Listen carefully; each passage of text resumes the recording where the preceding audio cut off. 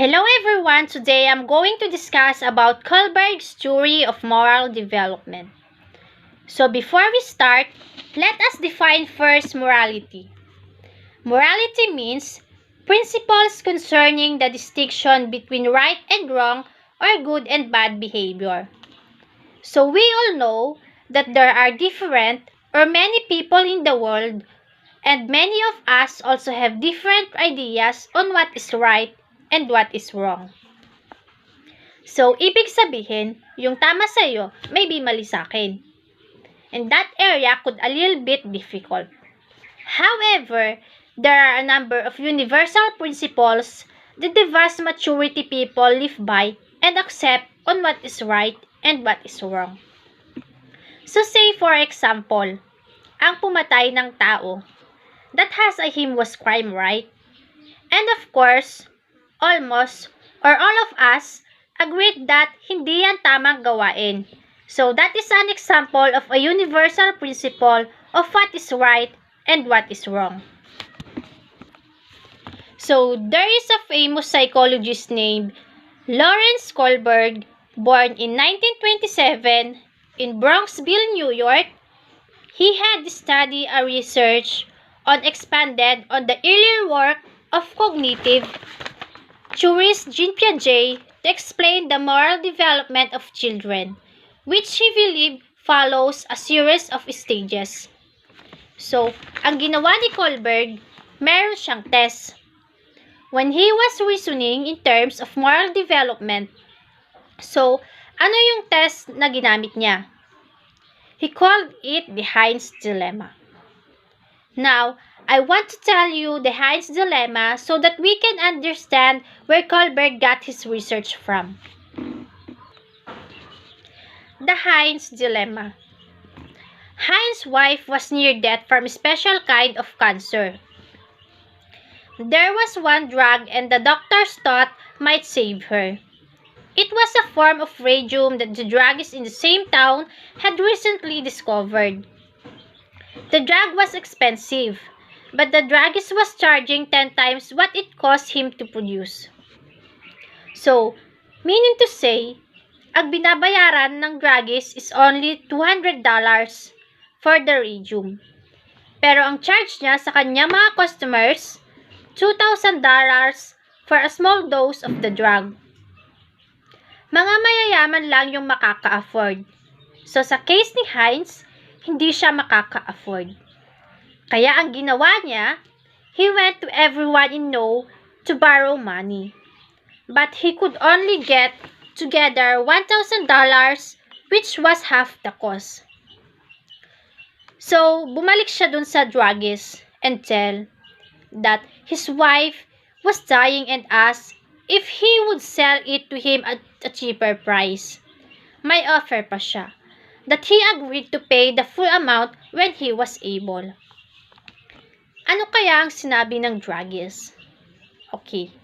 The druggist said no.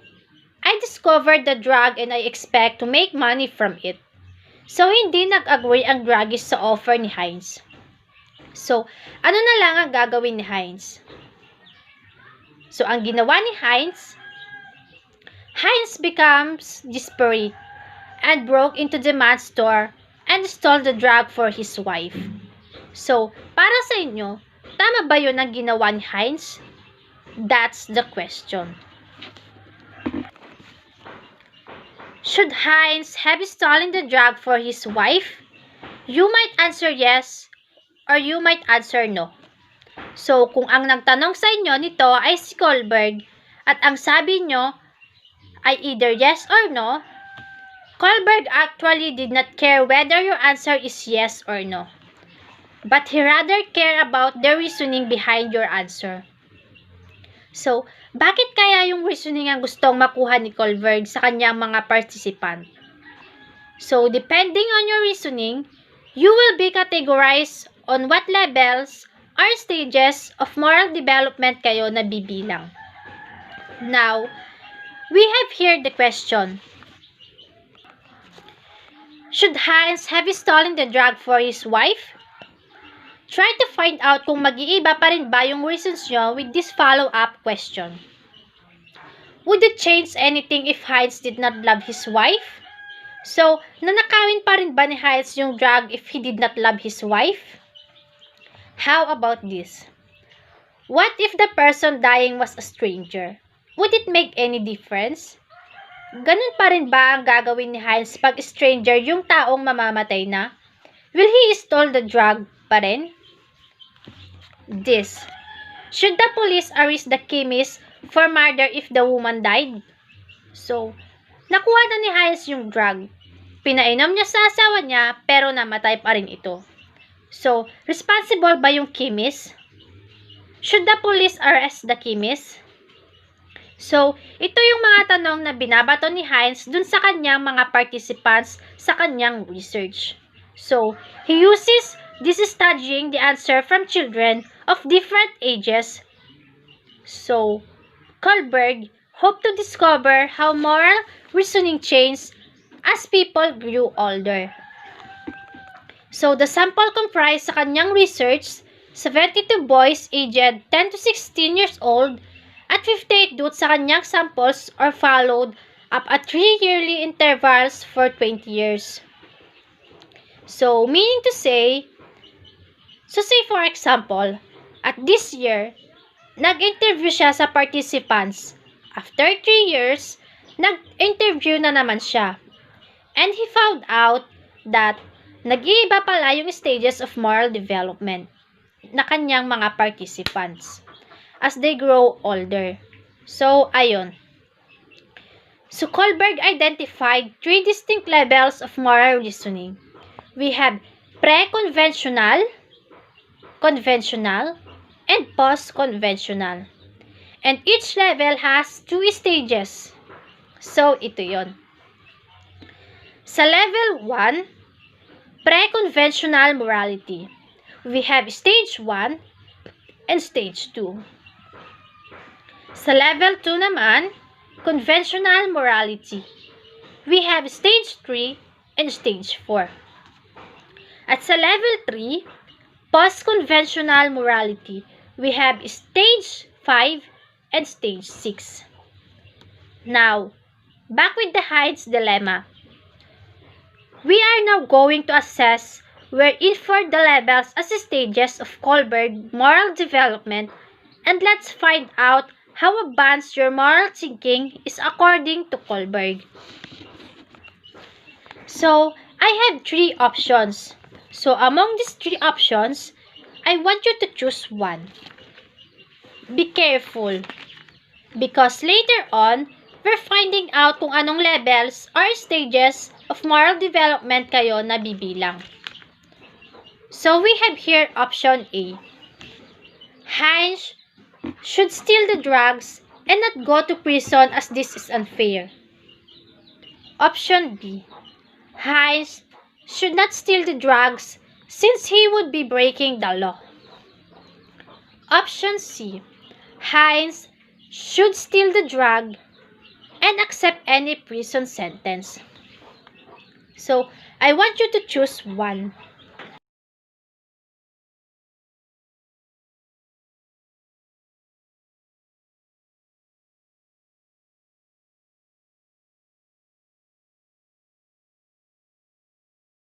Nakapili na ba kayo?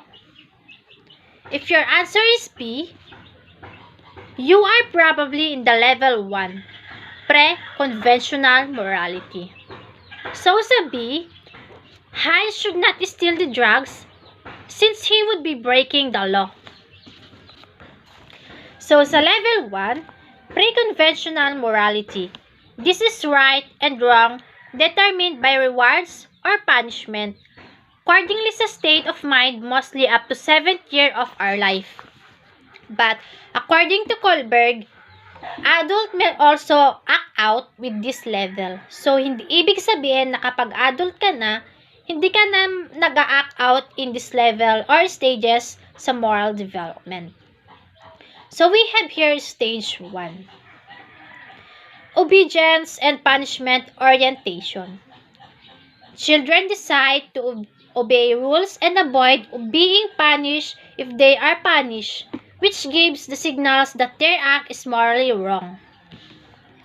So doon sa Heinz dilemma, hindi ginawa yun ni Heinz na mag-stall or nakawin ang drug. It's because he think that he will be punished or of course breaking the law. So another example, yung mga parents or even teachers, minsan sinasabihan nila yung mga bata na, sige, pag ginawa mo yan, papaluin kita. So hindi yun gagawin ng bata, thinking that it was morally wrong. Because it is a punishment. So yung mentally nila, pag may punishment, that is morally wrong. So that is for stage 1. For stage 2, instrumental orientation. Children act like give and take strategy. You do my work and I will do yours.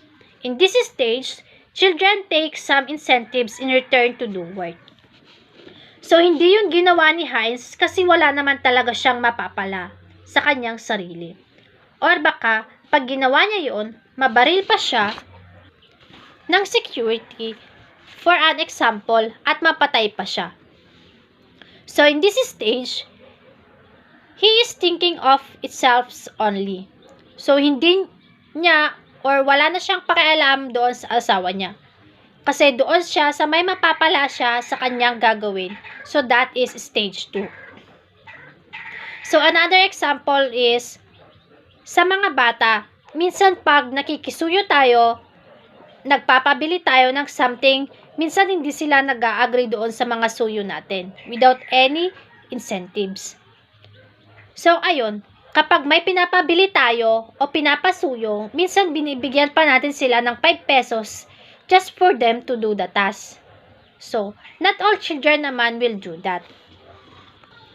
So, that is for stage 2. Now, if your answer is letter C, Heinz should steal the drug and accept any prison sentence, you are probably in the level 2 conventional morality. Basically, it is from 8 to 13 years old. So, yun nga, ang sinabi ko, it does not mean na 8 to 13 years old lang ang mag-act out lang nito, but it could be also adults. So, most likely, nag-change lang siya at this age na nagle-level up sila into this level or stages at those bracket of age, no? 8 to 13 years old.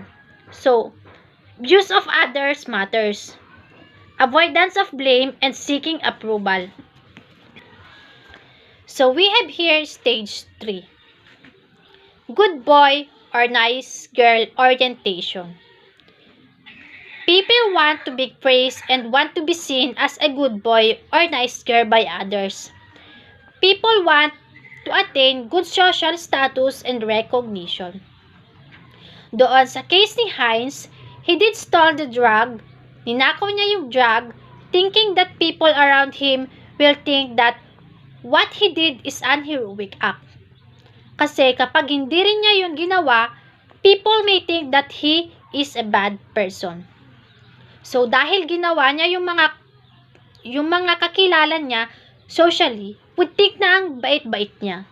Ang galing naman niya. Ginawa niya alang-alang sa kanyang asawa. So, yun yung good boy or nice girl orientation. Stage 4. Law and order orientation. People become aware of wider rules of society and follow the law to avoid guilt. Heinz steals the drug and of course, he breaks the law and in returns, he will be having a prison sentence.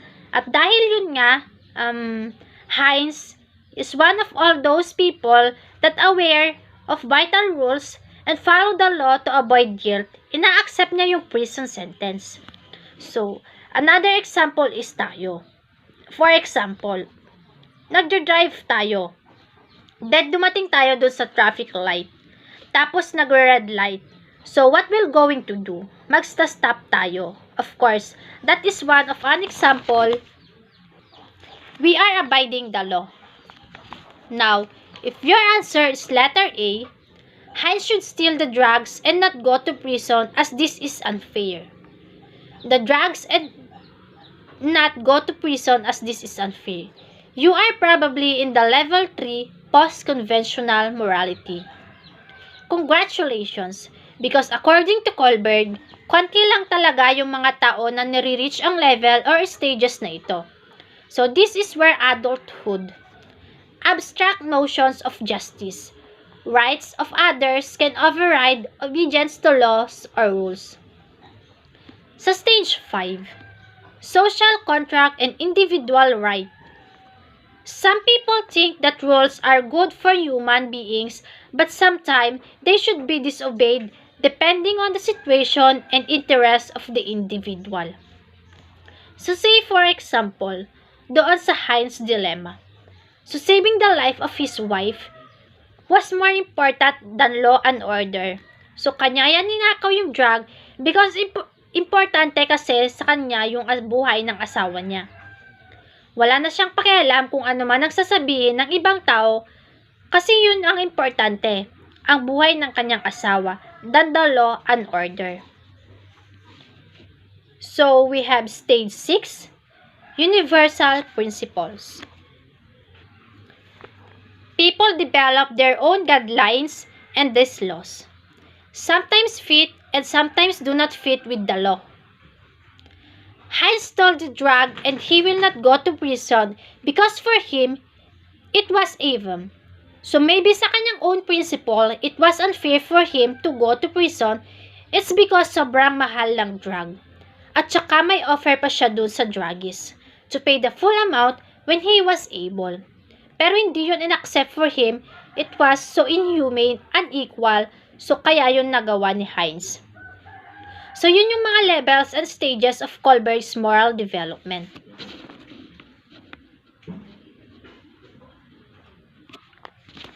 For summary, Level 1, Pre-conventional morality. Stage 1, Obedience and punishment orientation. Stage 2, Instrumental orientation. Level 2, Conventional morality. Stage 3, Good boy or nice girl orientation. Stage 4, Law and order orientation.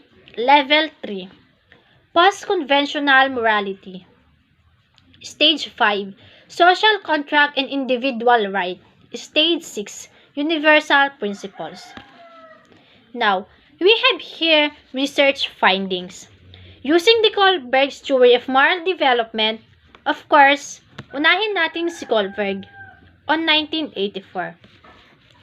20-year duration study of 58 American males who progress as predicted 3 stages 1 to 4.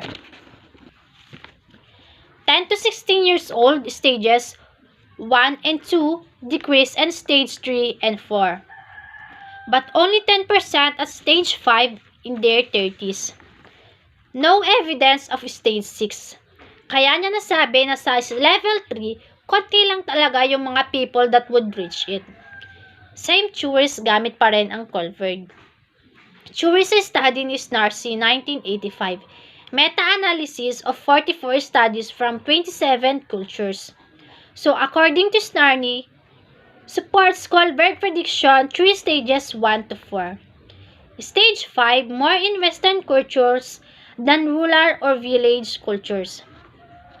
Another study from Isawa, 1992, cross-cultural analysis of Japan and USA.